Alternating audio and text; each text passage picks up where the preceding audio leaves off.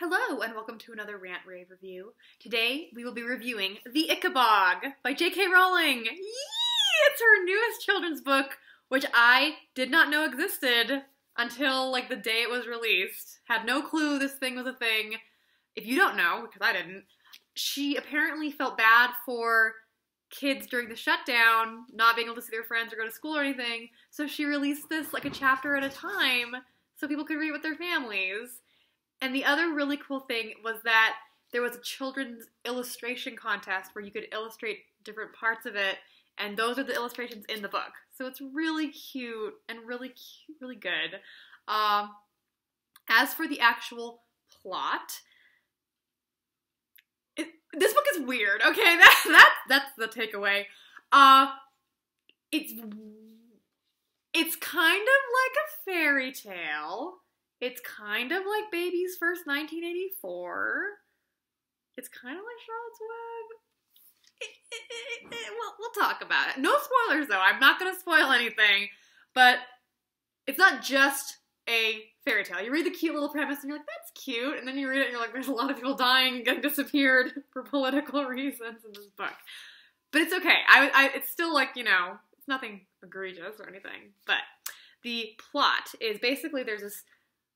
the names, Cornucopia. There's a country named Cornucopia, and of course it has plenty of food and amazing pastries and the best cheesemakers and all this stuff. A land of plenty. And one day this extremely airheaded, vain king comes to power. And he's not a bad person. He's just incredibly thoughtless and selfish. And he does this very thoughtless thing. And it leads to something horrible. And then he continues to try and do things to make up for that, kind of. Not to the people who need it, but to himself, to make himself feel better. And it's just this, like, string of really bad choices. Until one of the really bad, not even choices, some of them are just comedies of errors. So finally, this really bad thing happens, and then the actual villain of the book, the scheming advisor, that's not a spoiler, it's like literally the character type. I'm like, oh, you seem like you're the villain, and he is. Here's a hint, he's like sallow-faced, and I think the sallow-faced man like kicked one of J.K. Rowling's puppies or something when she was a child, I assume. Anyway, he's super evil. And he, after all these bad things happen, is like, how can I use this? And so what was first just like bad choice, becomes his like lies and lies and lies. And then it kind of basically, all of these different things are happening, and they throw this country into peril. And it's all concerning this thing called an Ickabog, which is supposedly this monster that lives up north in the marshlands, even though nobody's actually ever seen this thing. So that's the premise. And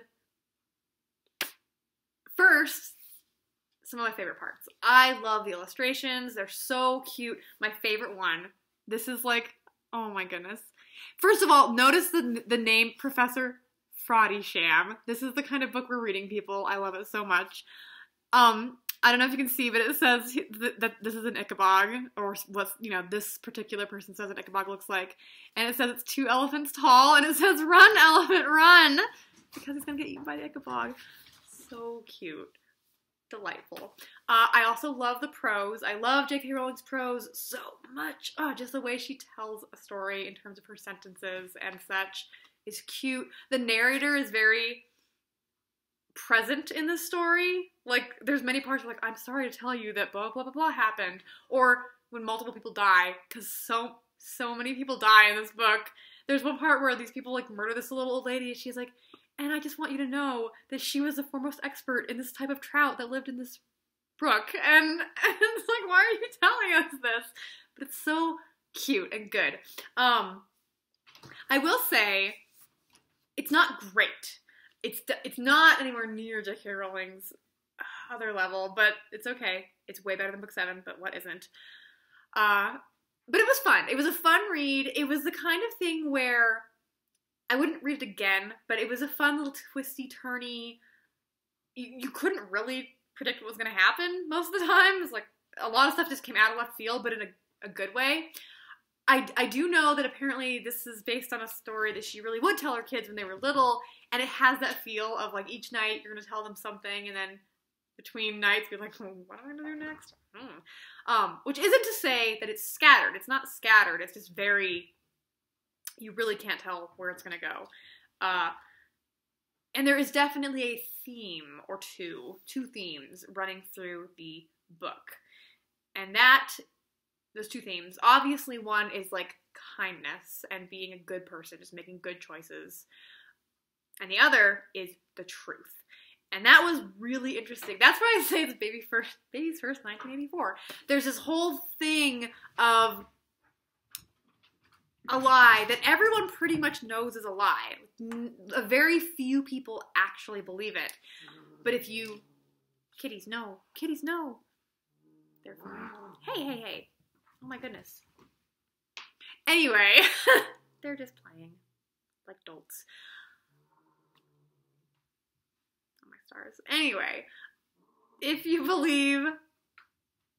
don't believe the lie, you still can't say that it's a lie. You'll get in trouble. You'll get punished or lose your job or like be disappeared or be murdered. And yeah, there's a lot of murder in this book, a lot of political intrigue and people getting disappeared by the Stasi.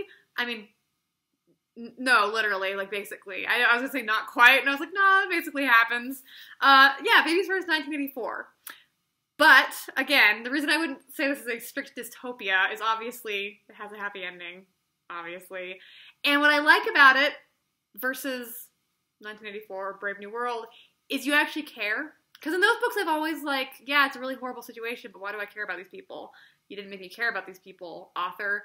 She shows you Cornucopia is a good country. It is a good place with good people, and it's bad that all this stuff is happening.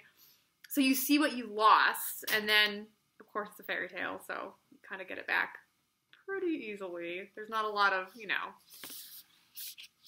yeah. But it was interesting. It was pretty cute. Any other thoughts? I like the king character. Like, I do like how, this is going to sound weird, despite it being a very, very, like, simple story for, I would say maybe, like, age 8 to 12 is the target audience. Maybe a little younger than 12, but cute. A lot of the characters were more nuanced than some of the Harry Potter characters. Example, there was totally a Dudley Dursley, Crabbe and Goyle type kid who totally had a redemption arc. There was the king who, again, like, he's thoughtless, but he's not evil. And it's very interesting the way that it's handled. And there's characters who, they say stupid things or they do bad things, but then it's like they get better. They get over it. I was like, hey, this is a good story. So yeah, not great, but cute, worth a read, I would say. A lot of families, it was really cute. I was reading different reviews online, and a lot of families who did read it online were like, this is going to be our, like, family's memories of the pandemic because it was the only happy thing that happened, which is really cute and sweet. So, yay. Good job, J.K. Rowling. I love that she's writing children's books again. I desperately want her to write more because I love them deeply. Yeah. So, I would say this is a recommendation. It's very weird. Again, it's not great, but it is good. Very strange, a little dystopian, but what are you gonna do? So, the Ickabog. Recommendation.